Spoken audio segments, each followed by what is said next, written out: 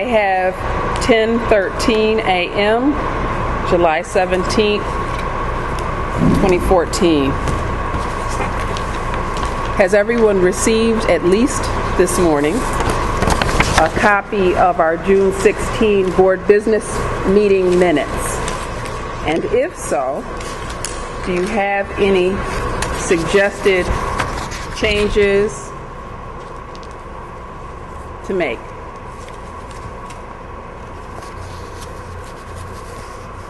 If you do, please make a motion. Do you need more time to review?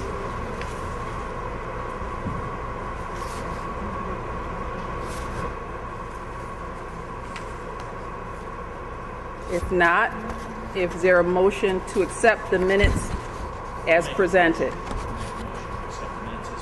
I second it. Commissioner Smith makes the motion. William Smith makes the motion, second by Commissioner Hernandez. Are there any questions or discussion? All in favor, please indicate by saying aye. Aye. Aye. Aye. Any nays? Any abstentions? Okay, thank you. And you're abstaining because you weren't present. Yeah, me Me too. also. Okay. Okay, so Commissioner Julie Smith, Mr. Ferguson, and Commissioner Sharkey are abstaining as they were not present during last month's meeting. Thank you. And the motion is carried. All right, let's get right into old business.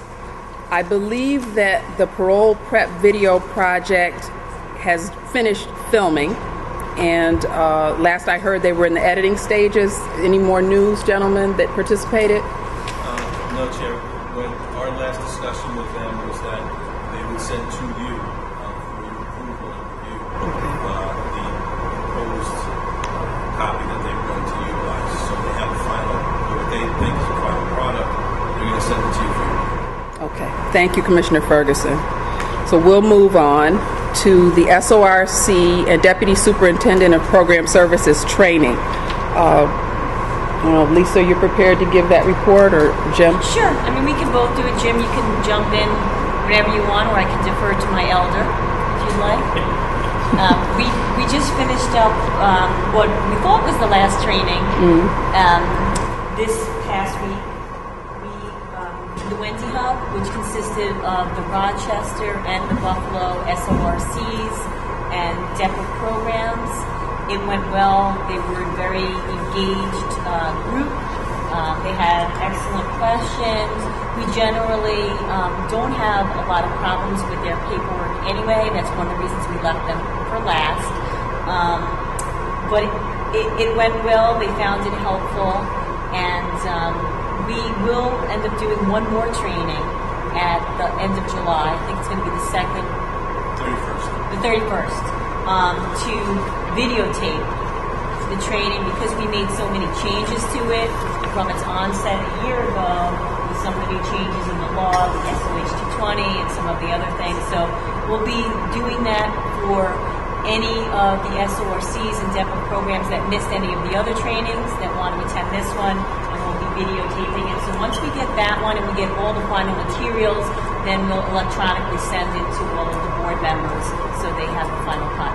Okay, thank you very much. And is that one likely to be in the Albany area? It is. It will be at the Docs Training Academy, so we encourage any board members that are interested to attend, and you can even assist us in the training if you'd like. It will be from, I believe, 10 to 1 or 10 to 2 on July 31st. That's a Thursday. Chair, the only thing I would add is, again, we had talked quite some time ago that once again, that before they have a final product that they disseminate to the facilities for the ORCs to see, is that it will come to you for your review. Thank you. And I do have the first cut, and I watched it, and I thought it was excellent. And I do also have the first draft of the materials. So what I'll do, just so that those of you who are present can get an idea of, the weight of it alone. It really is a substantive training that's been put together. So just so you have some idea of the kind of materials that Staff are getting. Pass this around to each of you so you can take a look at it. And that's a nice segue to an introduction I'd like to make. Mr. Fields, please come up for a second. This is Leroy Fields. He's the new director at the Training Academy. He's been with DOCS for many years. He was a superintendent of a shop facility. So just please greet us, let us know who you are and what your hopes are for the future. Good morning. Again, I'm Leroy Fields. I'm the Director of Training. I was just appointed June 2nd. And I see a couple of faces here that I recognize that came out to visit when I was out at Monterey. Yeah. Yes. Yep. So that's good. I just want to thank you for allowing me to be here this morning. We've discussed some things already as far as training is concerned. If there's anything at all that we can do to support you, don't hesitate to let us know. Please don't. If there's anything at all, please don't hesitate. So again, thank you so much for just allowing me to be here. Thank you, Director. You're welcome. Thank you. Thank you. Congratulations. Thank you. Chair, if I could just give one possible suggestion to ponder as time goes on. Is I don't know what everybody else's experience has been, but I'm continuing to learn and find out new things, new mistakes, new internal DOCS policies about how boards are run. I would think that we might want to do a monthly or bi-monthly update training where we have someone from the board or people from the board and maybe the DEPs or the SORCs where we go over these problems because a lot of the problems have been ongoing and are not getting rectified. So this basic training will be great, but I think that maybe we can follow up to make sure our merger and the transition all goes smoothly, that maybe we may want to make it a permanent thing that once a month or every other month we update and bring issues that we're having with different individuals and have a training session in essence on how to resolve those issues. I think that's an excellent idea. What I'll do is reach out to Assistant Commissioner McCoy and to Kathy Jacobson, who really I think is his point person for our issues in terms of new forms, processes, and try to set something up so that we make sure that we've got the right high-level people involved who have the authority to then disseminate it as a rule, a policy, a procedure that we're going to follow from then on statewide. Because you're right, what we find ourselves doing is putting out little fires here, there, teaching here, there. Every board, I find, is a training opportunity. A lot of times we're sitting with people, one of whom have never done it before, or they're still, just figuring out little things like how to use the remote and all of that. And that's the least of it. Most of it is more substantive than that, and we're trying to train case by case, month by month, when really, if we can get some agreement on some big principles, it should be statewide and we'd be done with it. So I do also know that we're having issues with people coming in and leaving the room during parole interviews, and the court reporter has to record who is in the room. We're creating a legal document, and I don't think people really understand that they can't just keep coming in and out. If they need to come in, they have to wait for the interview to be over, come in, or they need to leave, they need to wait for the interview. And that seems to be a recurring problem across the state. Some people, I think, get it, and some people don't. And, and the court reporters, they're like, what am I going to do here? Because I recorded they were here. Now they've left the room. We don't know about it. So I don't know. We've experienced that in the last 2 weeks of boards myself in different facilities. And also, we want them to put on the record, I'm leaving, so-and-so is entering, so that the record is clear, as you said. They've been getting better about doing that. I know we've been explaining to them at the beginning of each board, and we mentioned at the training, DOCS now has a policy where they put their ORCs not in the boardroom end, but on the facility end. They put them in like 2 or 3 hour shifts, so they keep switching throughout the day. They don't assign ORCs to be there all day anymore. So there's usually a list that they have, and we can ask them to give us the list even before the board of who will be at what shift, and then we can hand it to the stenographer before the board actually happens, and if there are any switches, we can just ask them to let us know. Okay, but that's the problem. I mean, we do get a list, but the problem is people are still coming in and going in during the board process. they still doing it. So, having that You need list. to let us know in advance. So, okay, good suggestion. Thank you. And our board training, we did address briefly with Mr. Fields while he was here. The big ones that I think that I've seen that we are in desperate need of involve the board actions and the special conditions, particularly as it results to sex offender housing. So we will be putting that together as quickly as we can. But again, I don't want it to be handled with less seriousness than it should be, because I want us to make some agreements with DOCS, with the partners that we work on, whether it's community supervision staff and parole revocation unit staff with respect to the board actions, or program services staff with respect to the special conditions, and community supervision staff. I want to make sure that the key people are part of the process of creating the training, so that we're not just training ourselves in terms of what's ideal for us to sign, for us to take action on, but that they are sending us the ideal, that they're sending it to us as they should be for us to feel comfortable signing off on it, and that we're seeing improvements in the process. So we'll be working on that. Now I'll turn to our board regulations. This is an item of old business that we haven't taken up in a couple of meetings, but our summary of the public comments that were made, which were considerable. There were over 200 letters that were sent to us about these regulations. Terry has finally summarized them, and I have signed off on it, and they are now our regulations. So Steve Philbrick, if you would please come up and present to us on that topic, appreciate it. You can come over here, Steve, if you want. I will. You're going to hand off. Good.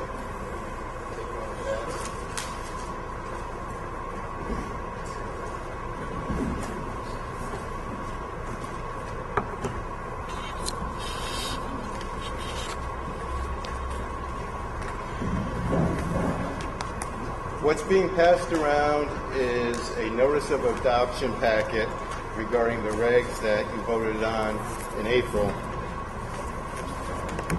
And an additional, the smaller package shows you what the regs will look like once the changes are put in the state register. The notice of adoption was filed on July 14th, with no changes from what you voted on, and the regs will become effective when they're published in the state register, which will be July 30th. So the larger packet shows what had to be filed with the state, includes the information regarding the notice of adoption. Then there's a certification from the chair. There's a review of the comments that Terry had to file, and you also have what the changes to the regs are. If you remember, Part 8001, which was the minimum period of imprisonment, that section has been repealed. So the regs are much more streamlined. And basically what they do is they memorialize in regulation the written procedures set forth in the October 5th, 2011 memo, which the courts have consistently held is consistent with the statutory changes. So as far as the board goes, there are really no changes on how you do interviews or anything. It's just now that we have written regulations to memorialize what you've been doing since October 5th, 2011. And this is the formal process to get them published in the state register. And they can't become effective until they're published, which we've been notified will be July 30th. Does anyone have any questions? The easier document, when you get a chance, the easier document to read is this one, because this basically tells you what the regs will look like from that forward. Thank you, Steve. You're welcome. I'll go back to my... Okay. New business.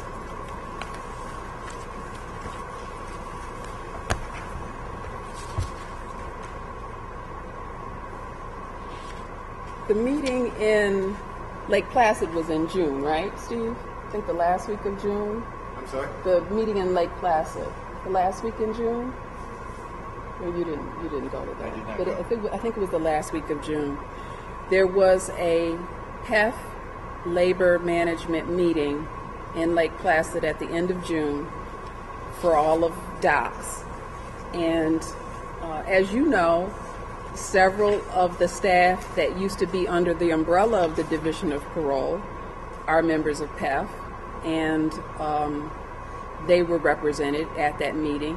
And it really, in my mind, is an opportunity for the leadership, the union leadership, and the membership to come together with the leadership of DOCS to talk about progress from last year, to talk about continuing concerns, to talk about how better to partner to satisfy the needs of the employees as well as the mission of the agency and management staff. So on the one day, there's an opportunity to have a public forum. Any employee, wherever they may be in a facility or in the field, can come up to the mic and address Commissioner Nucci, all his assistant commissioners, myself as the chair of the Board of Parole, to talk about whatever's concerning them. One of the overriding and unfortunate recurring themes from staff people was discourtesy, rudeness, bullying that they felt they were experiencing. I have to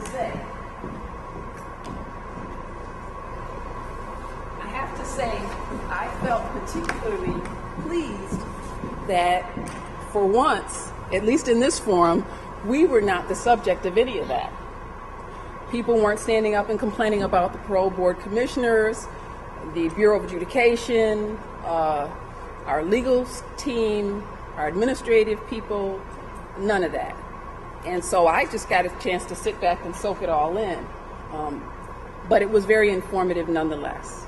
And on the heels of that, Commissioner Nucci, at his annual meeting of his deputies, assistant commissioners, and superintendents, made that the opening theme of his remarks of the day's training.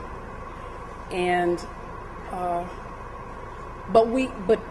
so that tells me how important it is to him that whatever your title in the agency, you feel respected, you feel like you're not going to be retaliated against, you feel that if you have some concern and you bring it to your superior, it's going to be addressed appropriately according to directives that have been created and state policy, and that he's very serious about it, and that it's not, there's a sort of zero tolerance. There's a zero tolerance, not sort of. There's a zero tolerance from leadership that it should ever be that anyone, no matter what their grade or title, feels insignificant or feels mistreated. So on the heels of that, I've realized, because we have had complaints since I've begun in this position, in our own little world, in our own little universe, the Board of Parole and the approximately 70 employees that make it up, of instances where people have grievances against their supervisors, people have been made to feel unappreciated, talked down to.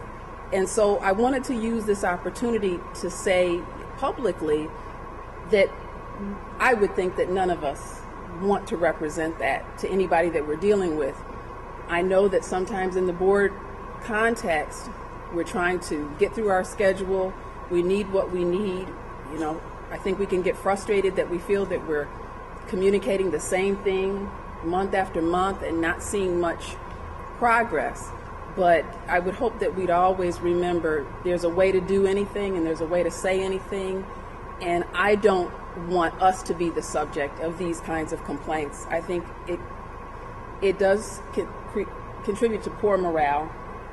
It does contribute to a perspective that I think some have had of this body, that we're prima donnas, or that we think that we're above reproach, or that we are entitled by virtue of our titles and our appointments to behave in a certain way or to be treated in a certain way. Now, certainly none of us should be subjected to humiliation or bullying either. But I would hope that if you feel that someone is putting you in that position, you would come to me and together we could find a way to address it with their superior, because everybody has a boss, even us. And in my mind, the governor is our boss, our deputy secretary is our boss. So we want to always represent ourselves well. And I just wanted to say that so that I can say, for the record, I have said it.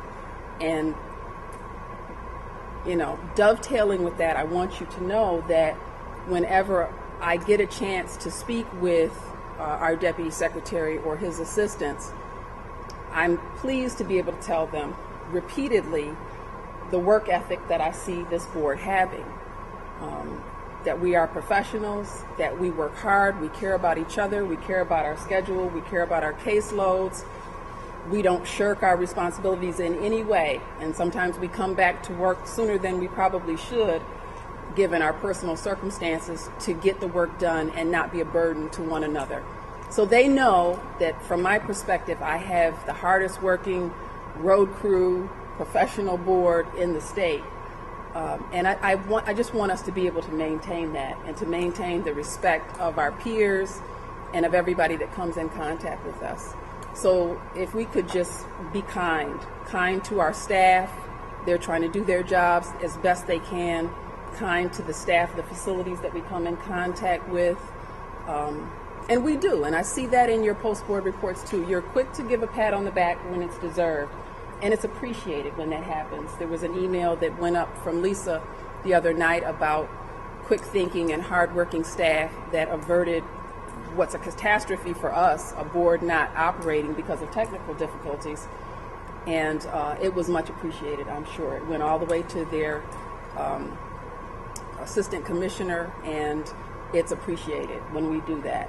And that goes a long way. That buys a lot of goodwill for a good long time, and they can forgive the morning that you might be a little crabby or whatever if you are quick to do that as well. So I just want to say that, and I don't know if anybody else has any comments you want to make or anything you want to put on the formal record, but yes.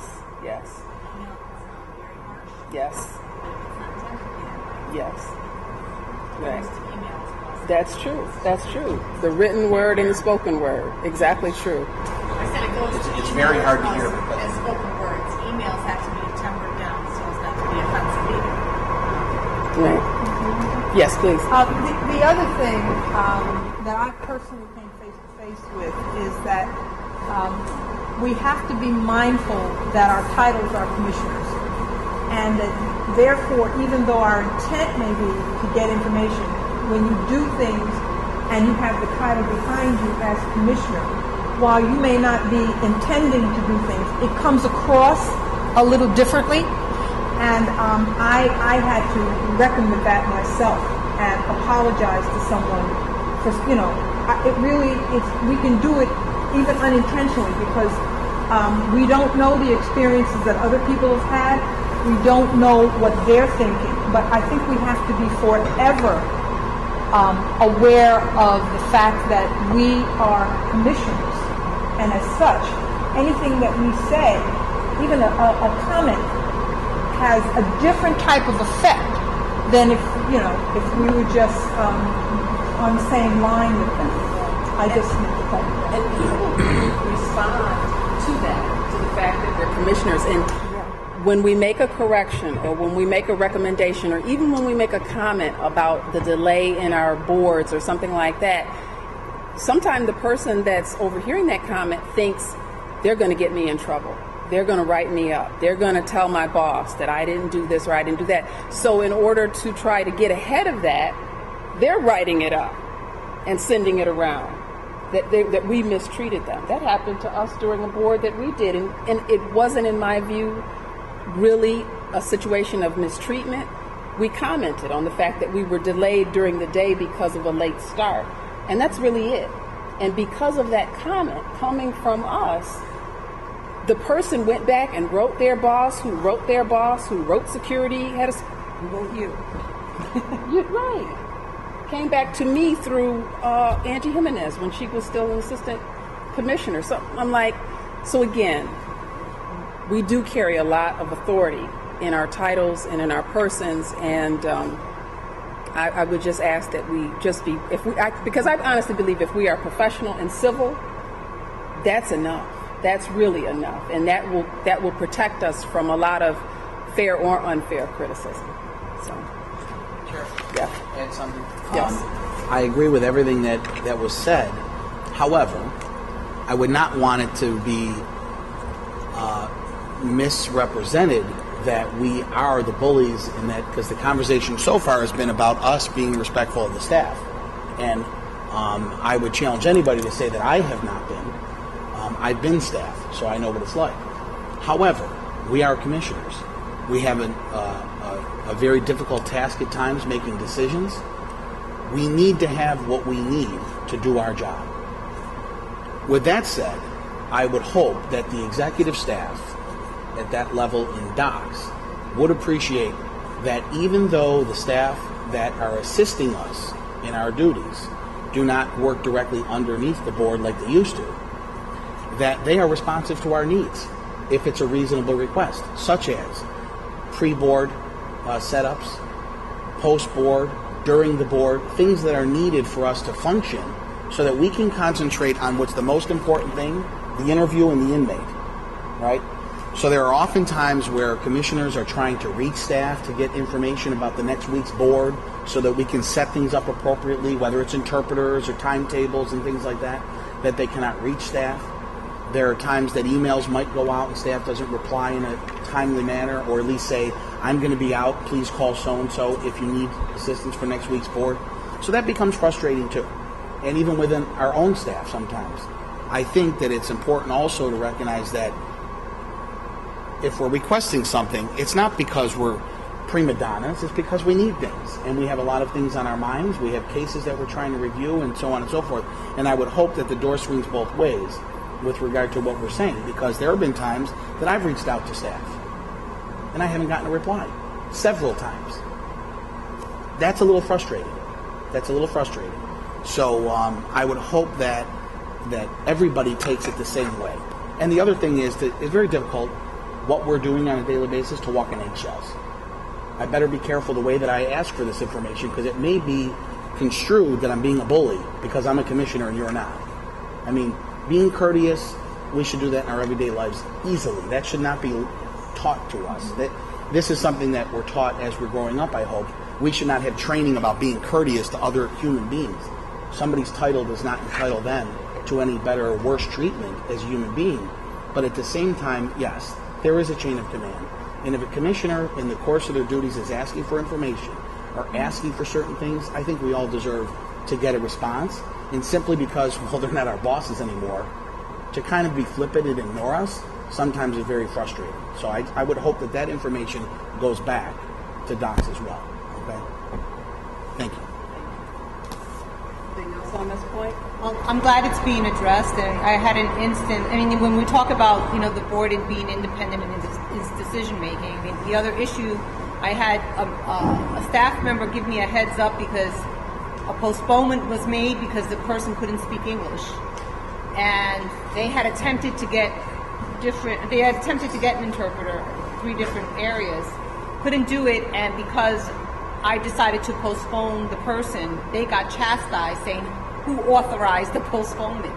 And I just think there's a disconnect sometimes, and I don't want the staff that's helping us to be afraid, because if we're making a decision and we can't, as Mark said, we don't have, I don't want them to get, why are they being chastised when we're making that decision because we're not able to proceed? And I think part of the problem is that people don't really understand, what we do and how we do it, and they just want it done. So they're putting a lot of pressure on people to make sure it gets done, but there are times when we're not going to be able to do that because we don't have what we need. and it's going to have to be respected, and that we know what we're doing. So I would agree with what Christina and Mark are saying. I mean, I think there's still this disconnect. I mean, in essence, you have these ORCs, NSRCs who were put in this terribly difficult position.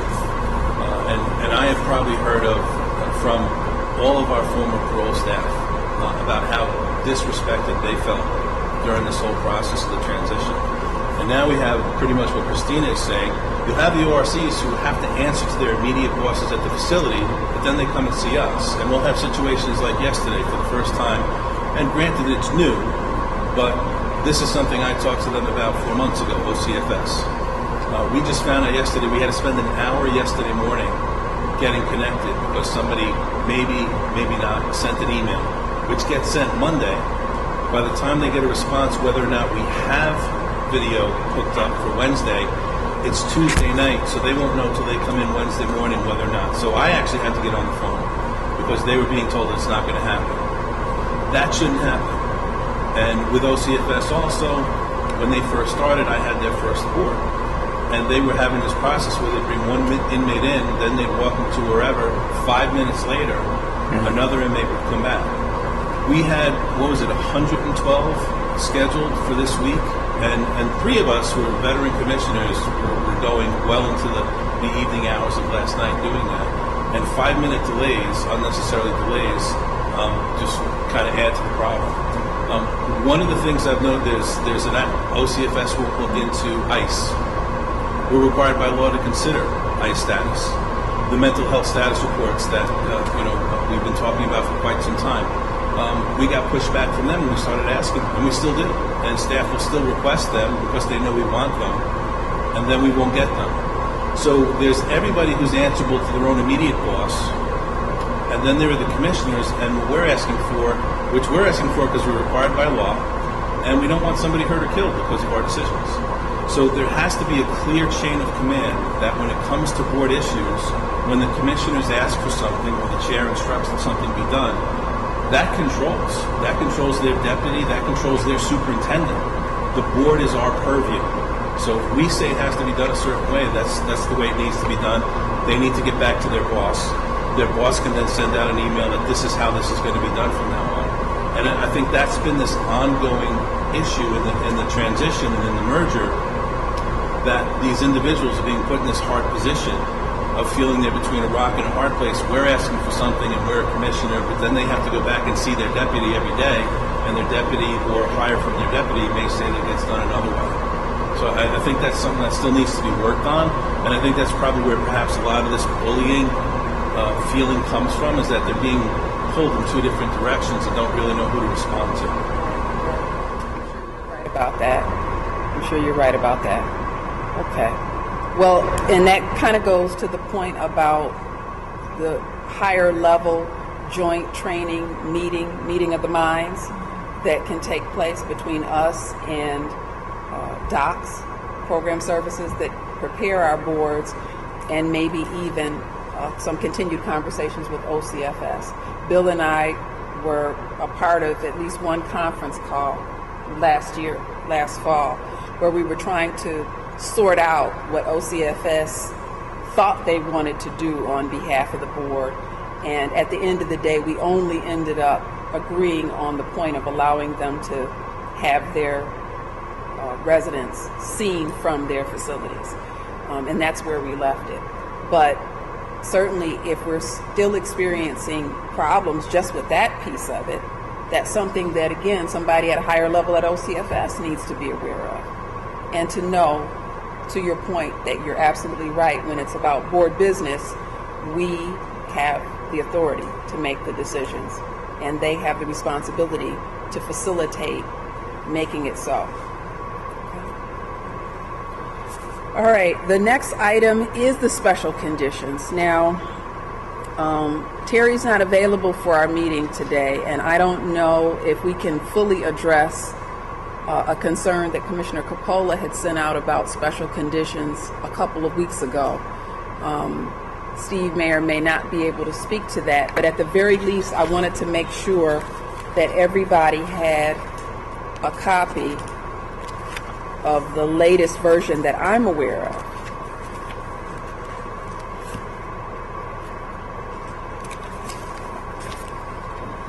These are special conditions that went out some time ago. I'm trying to find the email. This went out, I believe, May 29th, this particular version. I'm hoping that there isn't one newer than this, but just notice when you're doing your boards, the date on the bottom of it. Most of them don't even have a date, but this one is significantly different in that it has that SOH and the RTF condition. So a lot of times if you're not dealing with a sex offender, you won't even get these last 2 pages. You'll just get the first page. But certainly if it is a sex offender, you should have all 3 pages, and it should go down to what the code that they're using for the RTF 220 FCO2. And I'm still a little confused about this version because it has AB for that one, and then it has ABCD for FCO1, and I don't know what ABCD refers to. So it may be special codes that the staff use, that they need to have those letters after FCO2, which again is their code for the computer. The important numbers for us to remember are the SOH 220 and the RTF 220. But it's like I said, as far as I know, these are the latest version of the special conditions, and I think we need to have some meeting of the minds on these two, because if they should be amended, if they can be amended, they need our input in that process. So that may happen, and I'll keep you aware of how we're progressing on that. Did you want to try to address the question that you had, Mark, to Steve and see if he can be helpful? I don't know if You're talking about the question I posted. Right, you can see at least part of the questions in the answer, Steve, and maybe we could come back to it. Mandatory Yeah, special conditions? yeah. Well, he did finally get back to me on that, and I guess it's a much longer discussion as far as going through each condition, maybe looking at the verbiage in the condition itself, maybe getting rid of some conditions that are repetitive. I made a few notes while we were talking. I mean, I found 3 or 4 conditions that somewhat are really repetitive. Yes. And this has been, I've been in parole since 2007, and this has been an ongoing issue, Steve knows, about special conditions, overloading the staff, overloading the parolee with special conditions. So, it may be a good opportunity to start to, we did start working on this a couple years ago, but scale them back, see what's repetitive, what's not. Staff are recommending some of conditions that don't seem appropriate, but then again are also recommending conditions that are identical. But my main concern with that email is that I think that there's a conflict in the policy or in a certain section of the law, and also in 259, where if the law states that the board has discretion to set the conditions, I don't know if I'm stating it verbatim, but yet the law says that especially for sex offenders, that certain conditions must be given by the board. So if you tell me that I have discretion, but you have to do this, that's a conflict. There's no such thing. So I would say that maybe we should review the possibility of either clearing up the conflict of the statement of the one part of the law that says we must, or the other part of the law that says we have discretion, or eliminating those conditions in a sense and saying that's not at the facility level. If the crime of conviction states such, and these conditions must be given, then they must be given. Then the staff can do that. But when you're telling me I have discretion to give the conditions, and then when I say to the staff, well, I'm not going to give that one, I don't think it's appropriate, and they say, oh no, you have to. Well, I don't get it, because I was always led to believe that we had discretion. So I would like to at least clear that up. I think that it's important, but I also think it would be better for the staff, both in the facility and in the field, because these are mandatory conditions set by law, period. Even a commissioner cannot take them away. We don't give them. We have no discretion. And that's what I was led to believe by Terry's email, but yet it does still say that we have discretion to give these conditions. And those are those specific ones that he stated there. Right. There are three conditions under the executive law that if certain criteria is met, must be imposed. They must be imposed. The SARA conditions, sex offenders, which has to do with being within 1,000 feet of school grounds, if they're a level 3 offender, or if the victim was under the age of 18. There's the e-stop, which has to do with internet, again, for sex offenders. And the third one is the ignition interlock for people convicted of vehicular assault, vehicular homicide, or felony DWI.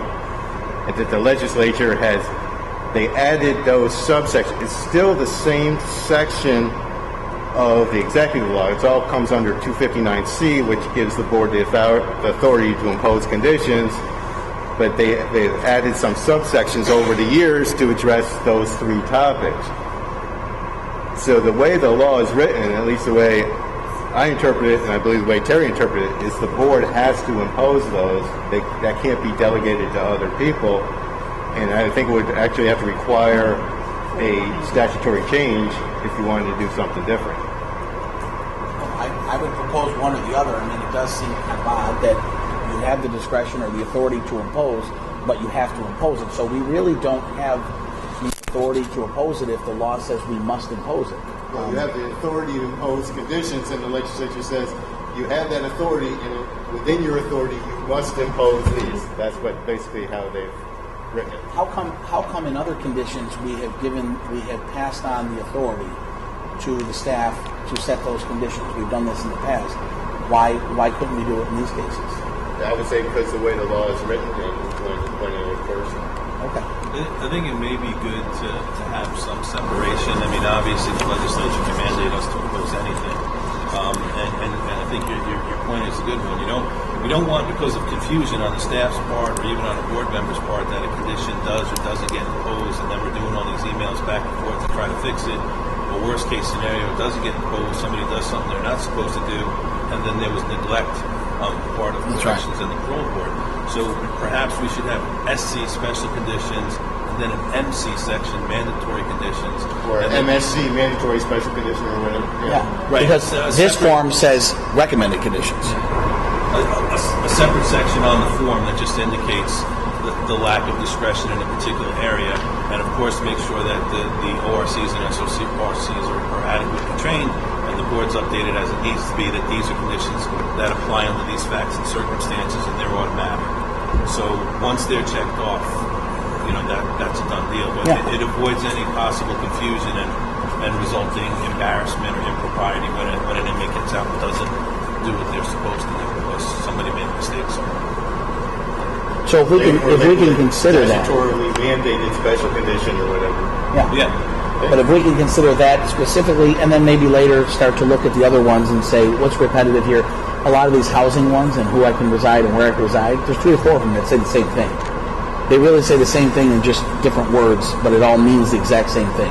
I'll reside where parole says I can.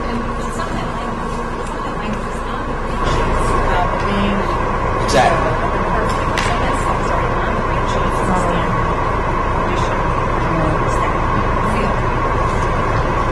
Well, remember too, the officers can impose additional conditions themselves without us, without the legislative mandate.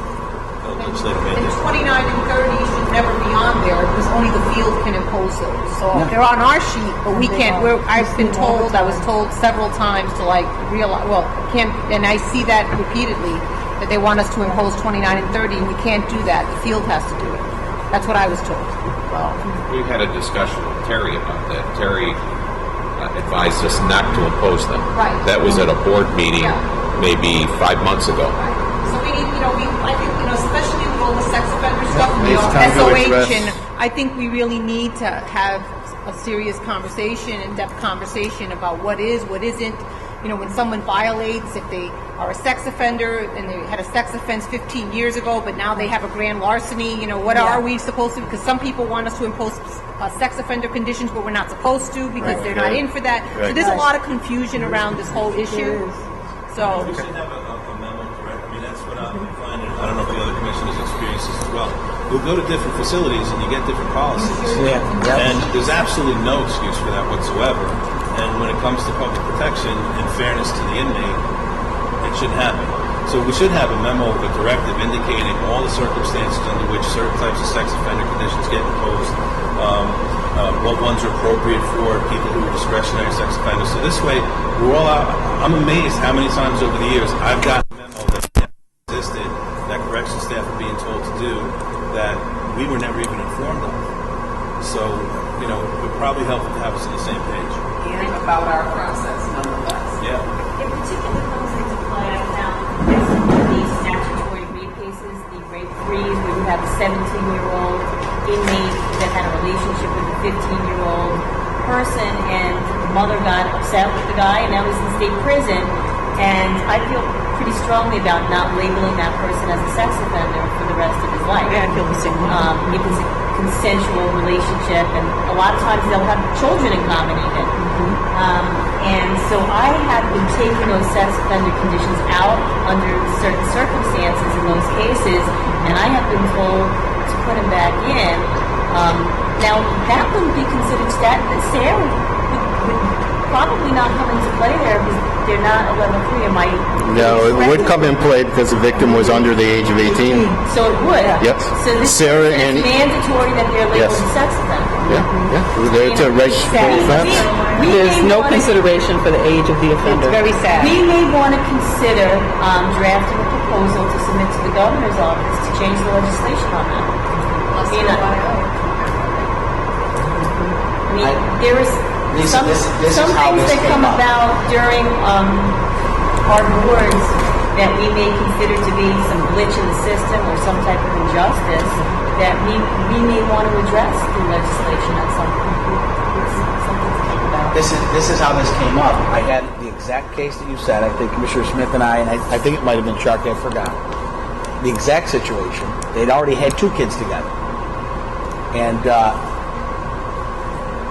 I think long term, when you take somebody at that age, that is not, we say sex offender, and everybody runs for cover, it's a pedophile, but there's so many different, we're labeling everybody the same way. So the community gets, really heightened alert here. But long term, we're going to take this person, we're going to tell them that they can't function in today's society because they can't have a phone, they can't live certain places.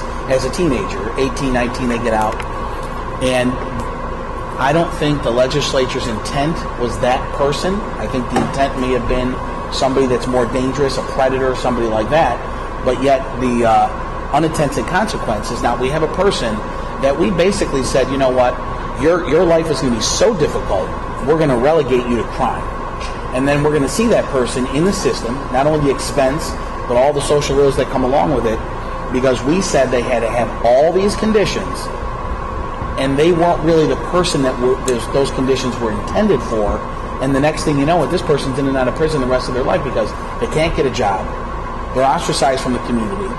Everybody has a different feeling about them because they don't really understand what happened.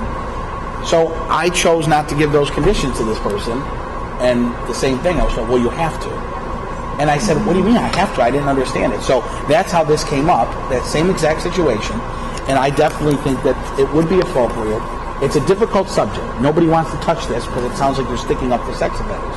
But if you really look at it, I think that reasonable legislators in the governor's office as well might agree that this was an unintended consequence, this scenario. So if we hit them with all these, how do you function in today's world without a phone? How do you get a job when you can't be reached? So we tell them to do all these things. You're not going to get a job. Exactly, and that's the problem. And I think that that's how this came up, and that's why I think maybe we can change or do something active to help out because it is fair all the way around. The other minor ones, as far as residency, things like that, obviously are an afterthought. But that is how that came up, and I see it all the time. Well, on the subject of sex offenders, on the other end of the spectrum, sometimes we'll get a very serious pedophile who's sexually abused several kids, and they have a CR date.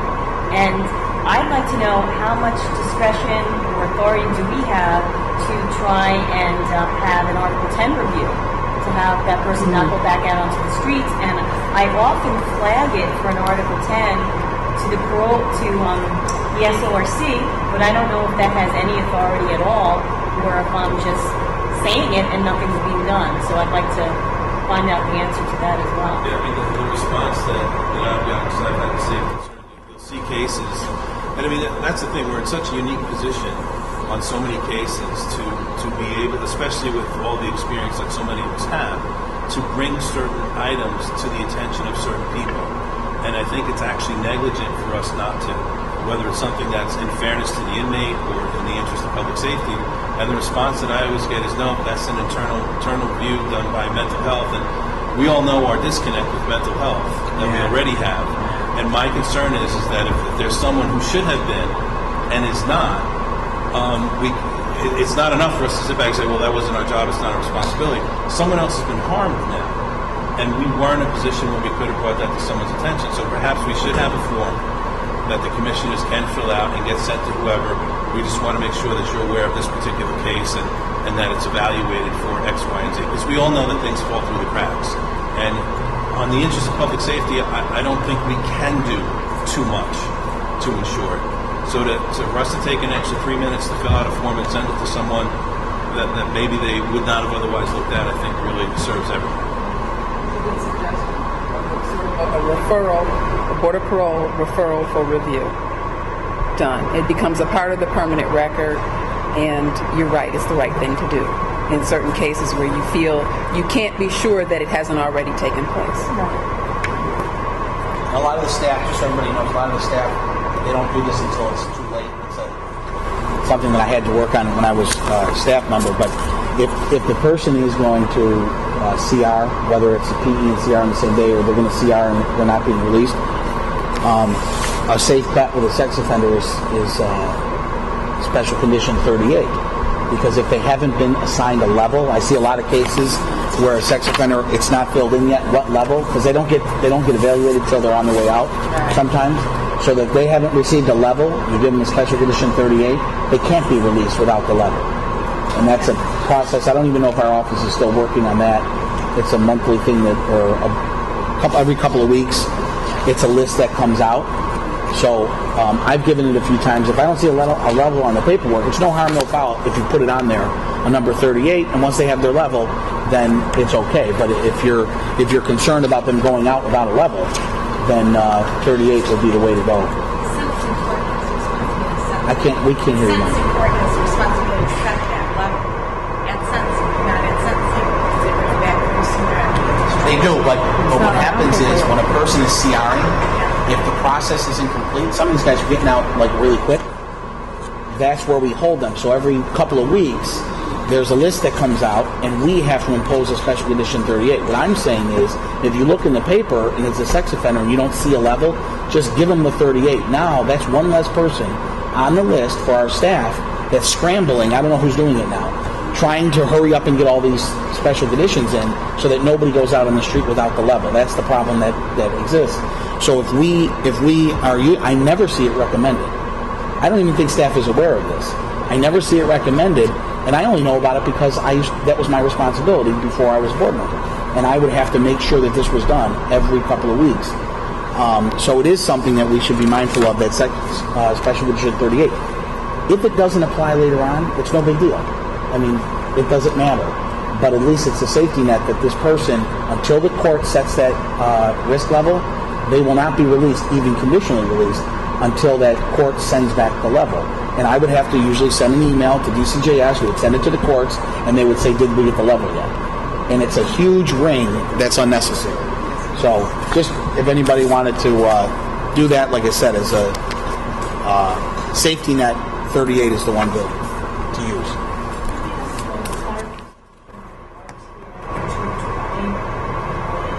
The staff was extremely confused at our board this week, and frankly, I'm confused at this point because I thought when we were first trained, the form had the acting commissioner, which I assume meant docs, not the board, that we would impose FC01 or SOH 220, not RTF 220. If you read this sheet, it makes it sound like it should be the Board of Parole. So I don't know what to do, and staff says that they're completely confused whether they should be recommending it or not. And I did not oppose it yesterday, and as I look at the condition, I feel like maybe I made a mistake. Well, the good news is we get them in the office daily, whether to request to impose something that wasn't imposed by a board, or a request to remove something that was erroneously imposed by a board. So, any one of us can sign them, and over the course of time, I think I'm getting a little sharper on recognizing the circumstances under which we sign one or the other, impose one or the other, remove one or the other, and I don't know if you feel comfortable speaking to this at all, but my sense is the RTF we impose if they're going out for the first time from a determinant. Say that again. If they're going out for the first For time. the first time on a determinant, and we're setting on their PRS. conditions. Determinant Post-release. with post-release supervision, and we are only setting the conditions. We then set the RTF 220. If they're coming out off the indeterminate and the situation and the circumstances are appropriate, in other words, level 3 offender or their victim is under 18, we're setting the SOH 220. That's how I try to remember it now in a nutshell. But of course, every case is unique and they all have funny little twists and turns. Where the commissioner does it is if they're parole violators. Then DOCS does it. Why couldn't we do it for an indeterminate? The indeterminate is just a different one. It's SOH. We are doing the same thing, but they we're calling it basically something do the same different. thing? Because I thought RTF. The RTF is actually a placement in a certain place. Right. The SOH is just saying wherever you live, it can't be within 1,000 feet of a school. So there- how come for indeterminates it can't be RTF? 220? Because it's not in the law. The RTF provision is in 70.45 of the penal law, which addresses post-release supervision. So the legislature specifically just stated it for post-release supervision cases. Really? Yes. Why? I mean, do we know the legislative intent behind that, or was that a No, glitch? I don't think it was a glitch. I mean, They had thought of it probably because the SOH is a recent construction that we put together with DOCS to address this population and a concern that they were being placed in shelters mainly that were close to schools. And they're thinking of tinkering with it even more to say not within 1,000 feet of a nursery school or preschool or, any kind of place where children would congregate. So we don't know what the legislature is going to do with sex offenders and this issue, but we had to scramble as an agency working together with DOCS to come up with a solution to make sure that we weren't sending people to shelters who were sex offenders and the shelter happened to put them in close proximity to children. I mean, I think the possible theory was on post-release supervision, when people reached their sentence maximum expiration date, they were still being released to supervision. So this gave the board the authority to say, okay, for up to 6 months, that's going to be at an RTF. Where indeterminate, when they reached their ME date, they were done. So there was no authority to. But what about while they're under parole supervision for the indeterminates? And if we want them to go to a residential treatment center? Right. That is not allowable under the current statutes.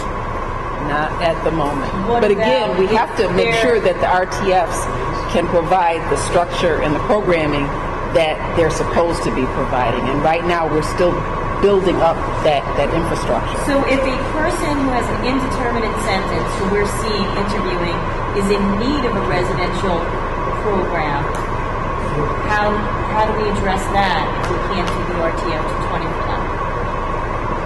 I suppose I would think that the treatment options for us, when we say one of the conditions has to do with treatment, sex offender treatment, some of that treatment may be in the community in a residential setting. Yes. So maybe we could specify if such a program exists in this community that the person is being released to, that would be our recommendation. But again, we're operating at a disconnect because we really don't know what services are available in the communities that people are being released to.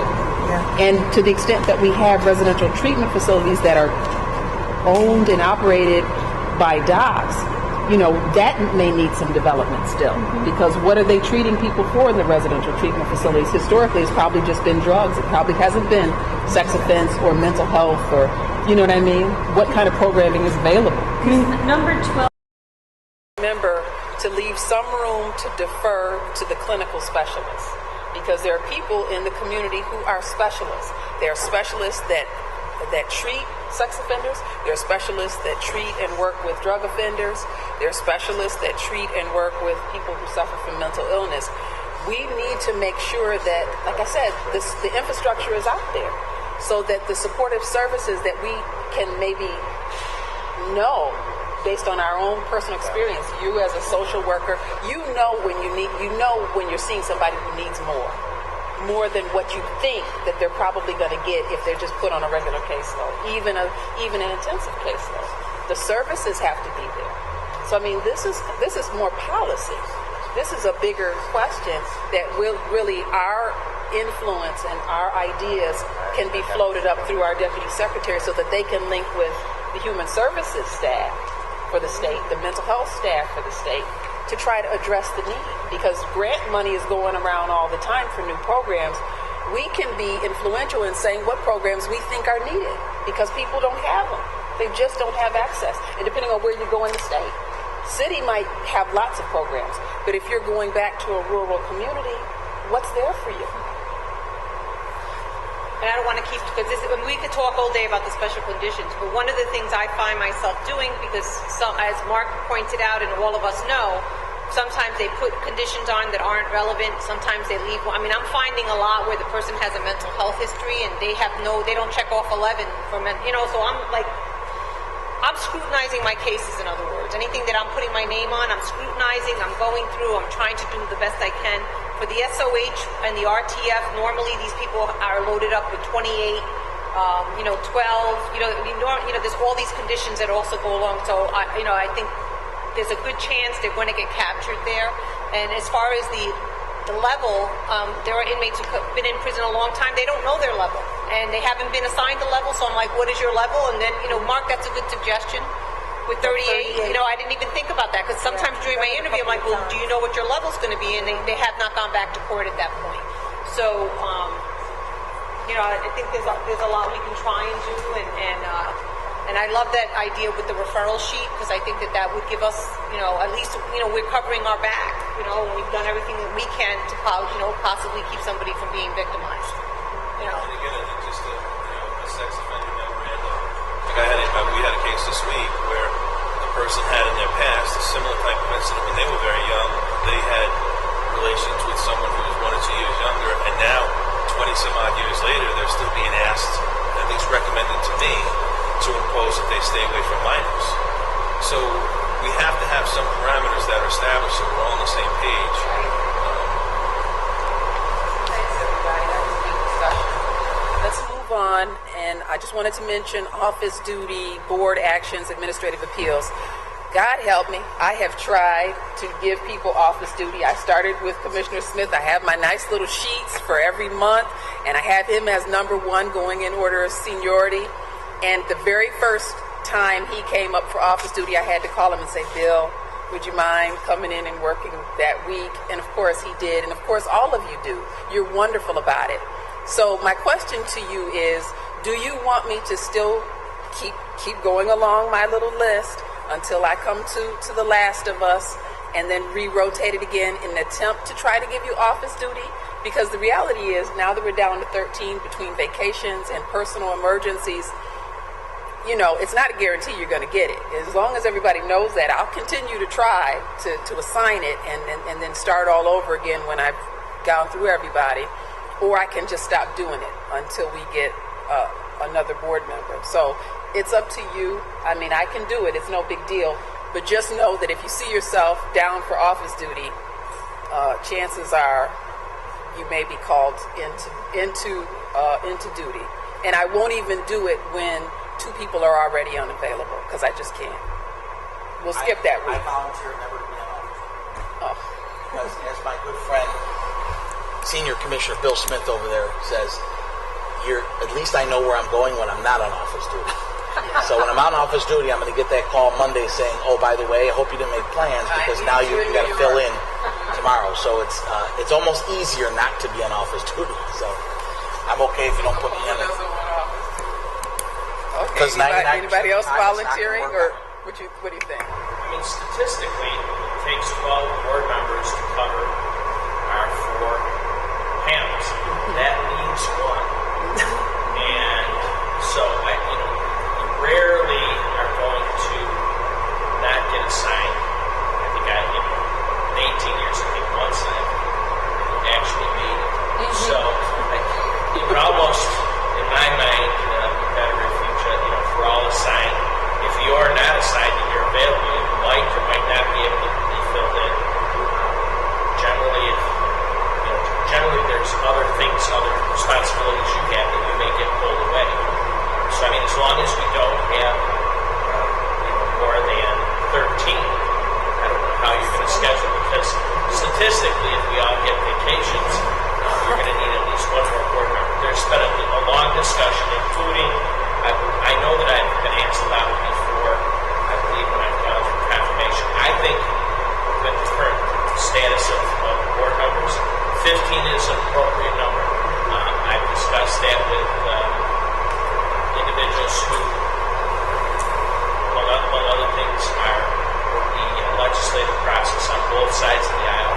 And the reality is, if you have a hearing, it's not a majority that takes a decision to be released or to hold. It's really a super majority of 2 out of 3. And if you have just 2 board members, it has to be unanimous decision where there's a lack of consensus. So as long as I know we're on the record, I think that pure mathematics would make a board size of 15. I lost my chance last week. This week, so. Yep. I mean, that's what I mean. So I think everybody I've tried to give them to has lost their chance for one reason or another. And again, the credit is due to all of you for that, because I never just say you're going to do. I always say, because I don't know if you've made some other plans. So I always say, can you do? Is it possible? Hoping and keeping my fingers crossed that you say yes. And everybody has. Everybody's been wonderful. You're wonderful to each other because you know what it feels like. And now I do too. Although I started with the baby board in New York, I do know what it feels like to be on a 2-person panel. And I don't think we didn't have any lack of consensus, did we? Oh, yes. Very agreeable. So, yeah, I guess we're both just very agreeable. But anyway, I know that it's hard. And if you're dealing with bigger numbers than is typical in the city, it must be maddening to sit there with only one other person trying to go through a lengthy number of interviews. So if it's okay with everybody, I'll just stop. And if I come to a week where everybody's available, there is that extra person hanging out there, I'll start up again, and I'll start with Commissioner Smith, and we'll give him that week. And then when the next blue moon happens and it comes up again, then I'll just keep going down the list. Or I would suggest you could start with the bottom. Or just make you, yeah. Since you've been doing it. Good suggestion, since you did have one of them. You already had it. Okay, then I'll start in reverse. All right, and we're going alphabetically for those who came in with me last year. So, okay, and then the board actions. I think we're all doing as good as we can to keep up with what comes through our individual offices. I would ask when you pass through the other offices, please, whether you spend a little time in the morning or just even give us a half hour to an hour before you get on the road on that last day to try to sign off on those actions. We're also trying to tighten up that process so we're not seeing duplicates of the same action getting signed by different people or being rushed in at the last minute. I'm also going to try to get some agreement from docs that they're not going to be sending us all these rushes that shouldn't be rushes because they've had more time than the day before to do it. So that we don't get put in that position where we're trying to scramble for signatures while we're doing boards or anything else. But if that situation does occur and there is a rush, just please be gracious. Jessica doesn't want to have to come in and interrupt a board, but if she does have something that we do have reason to believe is a rush because somebody is now being held past the time when they should be held in custody, and that creates liability for the agency. Please just graciously sign it and let her send it on its way. And then the administrative appeals. I invite all of you who have not been to the office since Talissa Freeman started with us to come by and see our space because it's beautiful. It's very organized, it's very professional, and when you come by and see the beautiful organized space and avail yourself to sit on one of the comfy couches under the lamp like you're sitting by the fire at home, stop by the table and sign some administrative appeals. Even, like I said, even if you just do 2 or 3 that you can sign off on, it really makes a difference. Okay. Yes. A while back, we were trying to schedule a session to work on the board actions training with Tim and Steve, and due to scheduling issues and other things that were going on, we never got to do it. So I think that's something that we should probably put back on our hate to volunteer again. Absolutely. And Mr. Fields is going to help us with that. Chair's already spoken to me about it. You're really not volunteering. She volunteered me first. But.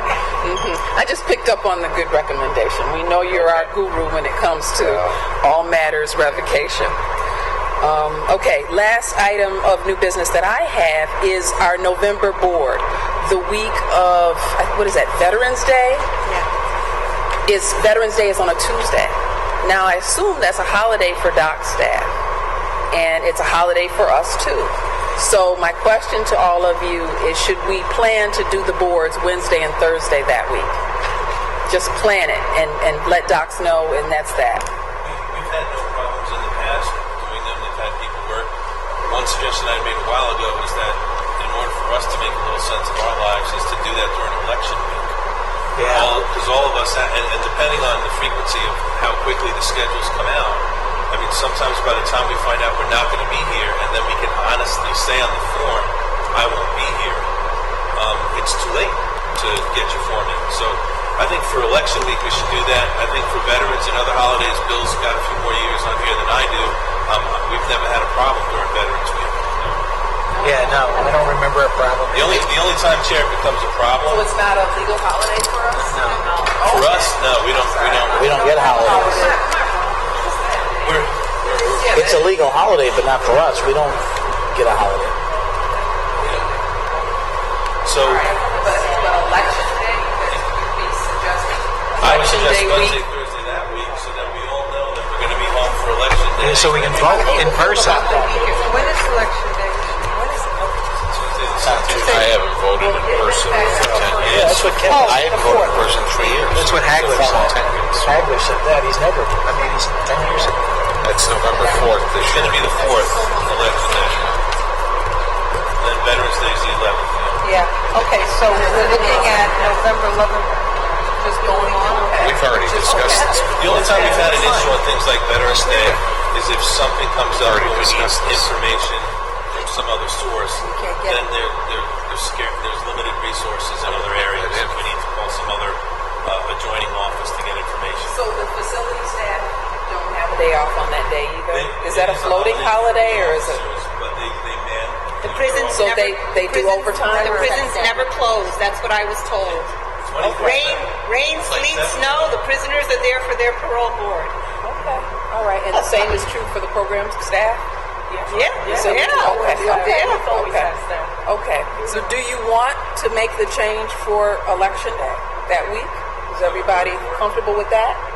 To plan on a Wednesday, Thursday that week? Should we take a vote or? Okay. All in favor of doing Wednesday and Thursday board November 5th and 6th of 2014 to avoid election day, please indicate by saying aye. Aye. Any nays? I'm abstaining. Okay. One abstention. Anybody else? Okay. Commissioner Julie Smith, Commissioner Hernandez abstain, Commissioner Thompson, nay. Nay. Okay, she's abstaining also. Okay. All right. So it's carried. We'll be doing Wednesday and Thursday, the 5th and the 6th of November. And again, when my schedule, you just remind me to put you in New York. So with regard to Veterans Day, are we back to the Tuesday, Wednesday schedule? Yes. My calendar indicates we have discussed this before on Veterans Day. There was some reference to that on an earlier date. I already had it marked in here as Wednesday, Thursday. Because Lorraine mentioned it to me, and I said, "Well, we'll have to decide." And I couldn't remember if we had discussed it. I didn't have it on an agenda before, so That must have been on the schedule that was given out earlier. could be. But we're only up to November. Maybe it was last year, but no, couldn't have I have been. it in my calendar, Yeah. so I got it from somewhere. Yeah. So, Well, Bill, what has happened in the past? You've been here the longest. When a holiday falls on a Tuesday or Wednesday. And I don't think we have either. At least as I've been. So if a holiday falls, other than Christmas or New Year's, if a holiday falls on a Tuesday or Wednesday, you're saying that the board usually operates that same day? Yeah. The only thing that has changed is there are holidays that are on Mondays where we travel and staff like right, we still have to travel. Everybody else is off. Yeah. Where we actually travel, so we're working, but the rest of the facility staff doesn't. We have not. We never have problems. And I'm not sure. I mean, I think it would be wise, and maybe already have done this, to find out whether or not those are actual holidays that Because that's the other staff issue. has. You're going to have I'm to not make sure sure that it's okay they're with off. facilities. They'll get checked.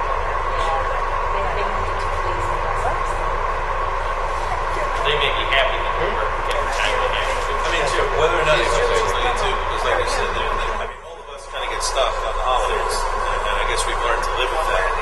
But in terms of costs, paying officers holiday time to be in, or staff holiday time to travel Monday to get the cases there so they're there for Tuesday morning, maybe it's something in terms of fiscal responsibility we want to look at. Whether or not it should be those weeks, it should be moved out a day. Well, please ask the question. Bring it back to the group. But for now, we're on the week of the 10th. We're delaying by a day the week of the 3rd. For now. And then keep in mind, though, also for that week, that Friday is victim impact. So there may have to be some accommodations. If you're in one end of the state and you got to get to see back over to, that could be an issue for that week. So that may be something you can talk to Janet about and figure out. Yeah. Okay. All right. Well, I'll make inquiries and make sure that this is workable for everybody. The last item, correspondence, announcements, and invitations. Now, I was not here when we got a visit yesterday, so I didn't get the backstory. Was anybody here when we got a visit? Did you get to talk to him? I did, but he didn't mention it. No, so I don't know why. I don't know why, but he got for the board of parole a Louisville Slugger and Milton Johnson. So maybe he and the president of the American Express was in Louisville. Oh, no, but this is Secret Service. This was for the Secret Service. I did see their insignia on there. So maybe he got a good deal on some bags and figured. So, but There's one for each of us? no. Oh, No, which makes it strange. There's one for the chair instead of the gavel. So, workplace bullying notwithstanding, we'll leave this in a prominent place in the office. And what a trip. this may serve to be our security in our location.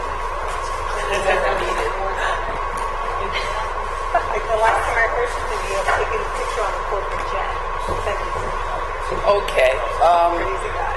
Are there any more items of new business that anyone wants to discuss before I entertain a motion to enter into executive session to discuss either the request for a parole hearing of a particular person or the employment history of a particular person or a parole revocation decision of a particular person in executive session? Christina brought up something that was kind of interesting, sent an email around about shock parole denials. It just lists PE on the denial sheet, so you hold them to PE. She suggested, I think it's a good idea, to refer or either put parentheses and say shock denial. That's what we used to do. because that alerts the commissioners who have no knowledge of that person, and sometimes the shock information isn't in the file. So it alerts me as to why the person was held to PE. And I think it's a quick way to look at it. I think it helps us. And then at least it alerts you right away. You can go look through the decision. If you can find it, sometimes you can't. And the reasons why the commissioner did that. And I think it's helpful. And I'd like to see that. The reason that it came up is one of the facility staff. Now, then when I talked to someone in Syracuse, they said it wasn't an issue for them. It was an issue for the staff in the Hudson Valley where the person was being denied shock and held to PE. When we did the shock boxes, all we did was say shock denied, but we never held them to anything. Because when you hold them to PE, then normally their next appearance is going to be an initial. But what happens with shock people, they get shock, then they get merit, then they get their initial. So when you hold somebody to PE twice, for this particular facility, it was a problem to hold them to PE. Because if you're going to hold them to PE, that's kind of insinuating they're having merit. They had their merit hearing already. When in fact they already had shock. Right. It's almost like holding them twice. Right.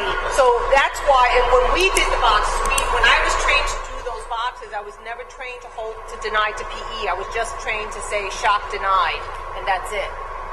And I never wrote anything in there. And all of a sudden, we're seeing all of that. And that's been going on, I guess, since you guys have been doing this. That's why it came up and why I brought it up. Just so you know, historically, if you want to know where that came from, he trained all of us in shock. So Bill Smith can give you the history of why we say right. He trained me, so I put PE. Well, actually, we had a discussion about a month ago, and as it came up with this.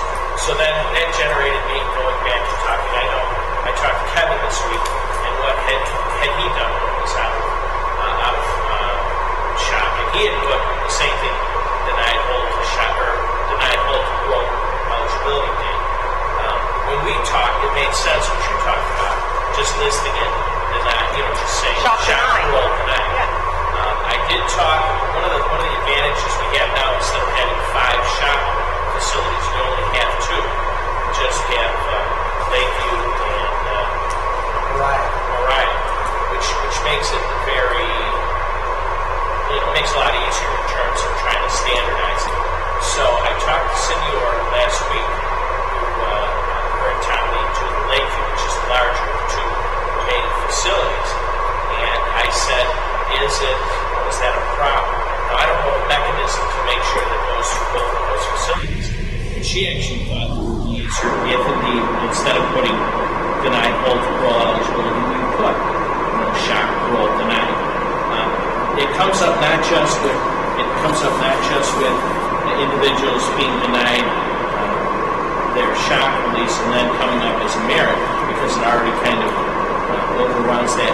We're finding some unique things now that shock individuals, for example, people may be placed into shock after they've been parole violators, so they've been released into the facility, and based on the age limits being much higher now, they could actually violate. We had somebody violate at 21-month-old who then went to a shock camp, and even though the ALJ had imposed the 21-month-old, they were eligible about 8 months after that hold.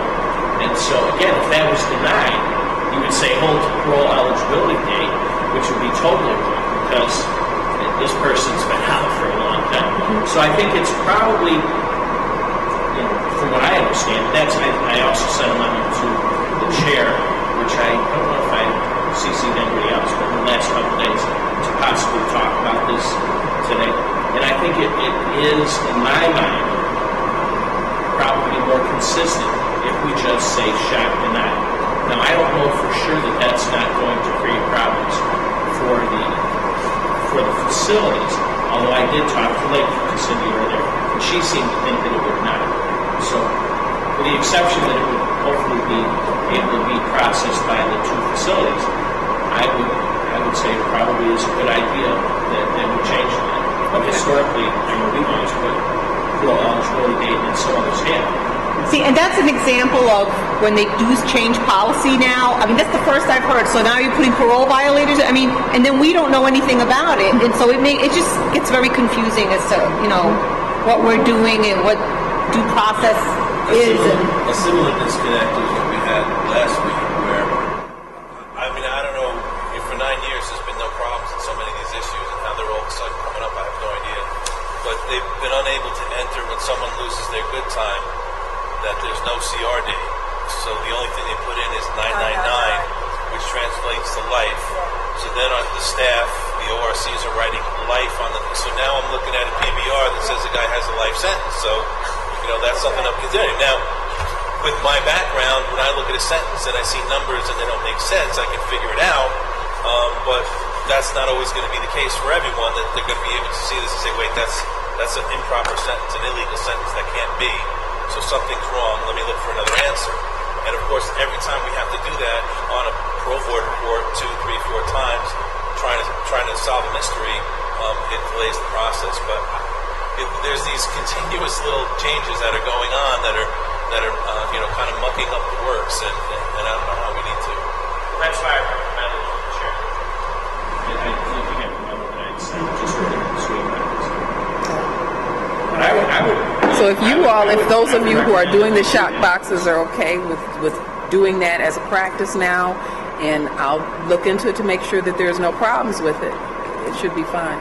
Can you also inquire too, Chair, that we get a copy, maybe for all of us initially, a copy of the, we were supposed to get this in the past, of the standards at which they decide who's eligible for shock, and updated on changes, because I do find it kind of ironic that when somebody goes for a violation and they are given a 20-month hold, and then the person is out in 7 months because docs decided that they were eligible for shock, yet in between the field, even the parolee has agreed to the 20-month hold based on whatever they've been doing, misbehaving in the community, but then docs has decided, without conferring with all of the decision makers of this hold, sometimes with the parolee and his attorney or her attorney, that they get shocked and then they're out in 7 months.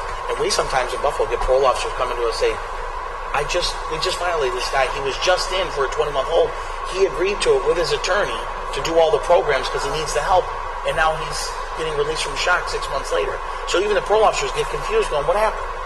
And so we didn't know about that. So I know that they can put them in shock, but when you see a time assessment from an ALJ, there's a lot of thought and a lot of work that goes into what is the appropriate time assessment to give this person, not only for public safety, but what do they need, what amount of time. And then all of a sudden they're in shock and they're gone again. And I can tell you that I've heard from some inmates that have went through shock and have went through the normal process, like ASET and things like that. Some of them have said that shock didn't help them with regard to the program part of it, because everything is so rush, hurry, and so intense that you don't get time to kind of reflect and program and things like that. Some people are better off with the shock, some people aren't. So, there's some discussion there that has to take place. Has always come to my attention about shock is that very often in the sentencing minutes, we'll see that the judge recommends shock for a particular individual. That person was never asked to be in shock, and a lot of them do qualify for shock. There's a disconnect between what the judge is recommending and what Department of Corrections is deciding. So we may want to have a discussion with the central office, who makes the ultimate decisions on the shock inmates, as to who is reading these sentencing minutes prior to deciding shock, and are they even being read, and if not, they should be. Or even the actual criteria, because that's what it sounds like. Because some people just say, oh, well, because of my parole eligibility date or whatever, they didn't put me in shock. Not that he didn't qualify, but there's other overriding things that we just don't know. And you'll see it in the sentencing minutes where the judge clearly says shock, and everybody agrees, but there's some other overriding things that take place, and we're just not aware of them. Were there also, again, 5 former prosecutors here, I thought there was also a level of felony where you didn't need the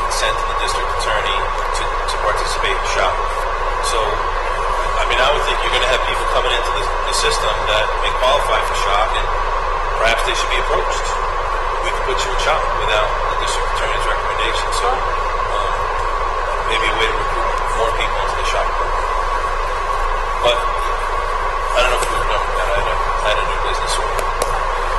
Well, is there a motion to enter into executive session? Yes. Okay, and then I've got a motion by Commissioner Alexander and a second by Commissioner Elovich. All in favor to enter into executive session, and at the close of executive session, adjourn the meeting. Please indicate by saying aye. Aye. Any nays? Any abstentions? Okay, thank you. We're in executive session. It's 11:43.